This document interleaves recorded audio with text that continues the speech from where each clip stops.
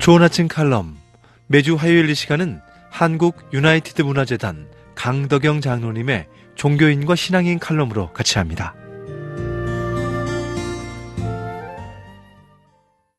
안녕하십니까, 강덕영 장로입니다. 정부가 추진하고 지향하는 다양한 복지 정책들이 쏟아져 나오고 이런 내용이 제시되면서 이에 대한 여러 의견과 찬반이 쏟아지고 있습니다. 저는 이 과정을 뉴스로 지켜보면서 인간이 더 잘 살기 위한 노력은 태초부터 끊임없이 이어져 왔으나 어느 정도 확실한 답을 얻지 못했음을 발견하게 됩니다. 하나님의 창조물인 인간이 하나님을 의존하는 신앙에서 벗어나려는 것이 인본주의 사상의 시작이라고 할 수 있습니다.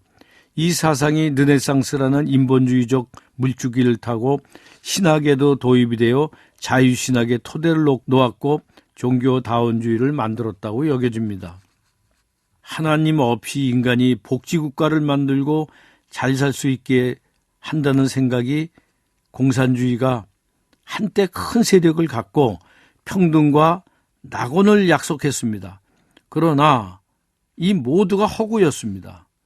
공산주의가 잘 살기보다 가난과 불평등의 극치를 보여준 것을 역사가 증명합니다. 공산주의가 무너져 내리고 자유경제 체제가 결국 중요하다는 것을 확인시켜 주었습니다. 이것이 소련에서 증명을 해 주었고 여러 나라에서 모든 것을 증명을 해준 사실입니다. 그리고 요람에서 무덤까지라는 구호를 외치며 서유럽에서 시작된 사회주의 복지국가도 지금은 재정난위로 큰 고통을 받고 있습니다. 모든 나라들이 연금 자원의 고갈로 복지 유지가 어렵다고 보고 있습니다. 대표적으로 이탈리아, 스페인 이런 나라들 얼마나 힘들어하고 있는지 여러분들이 신문지상을 통해서 보고 있을 것입니다. 복지 혜택은 늘기는 쉬워도 한번 늘려놓으면 줄이기는 정말 힘들다는 것을 아르헨티나를 비롯 중남미 국가들을 통해 배우게 됩니다. 아무리 인간이 똑똑하다고 하며 복지국가를 만들려고 해도 늘 한계성이 있는 것을 여실히 보여주고 있습니다. 예수님은 너희는 빵으로만 살 것이 아니요 하나님의 말씀으로 살라고 말씀하셨습니다.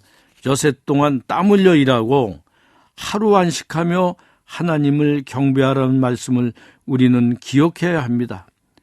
미국을 건설한 청교도들은 이 말씀을 충실히 이행하여 모두가 잘 사는 미국의 기초를 놓았습니다. 일하기 싫으면 먹지도 말라는 기본 정신 아래 복지국가를 건설한 것입니다. 보편적 복지가 아닌 선택적 복지 정책이 미국식 복지 정책입니다. 복지 중 제일 중요한 복지는 일자리를 주어 땀 흘려 일하게 만들고 일할 수 없는 자를 도와주는 것입니다. 이런 복지국가가 바로 성경적인 복지국가라고 생각을 합니다. 아울러 레위기 19장 9절부터 10절 말씀을 통해 나눔의 정의를 가르쳐 주십니다. 이 말씀은 내 것의 일부분은 어려운 이웃과 나그네를 위해서 사용하라는 것입니다. 말씀을 읽어보겠습니다. 너희 땅에 곡물을 베일 때 너는 반 모탱이까지 다 거두지 말고 너희 떨어진 이삭도 줍지 말며 너의 포도원의 열매를 다 따지 말며 너희 포도원에 떨어진 열매도 줍지 말고 가난한 사람과 타국인을 위하여 버려두라.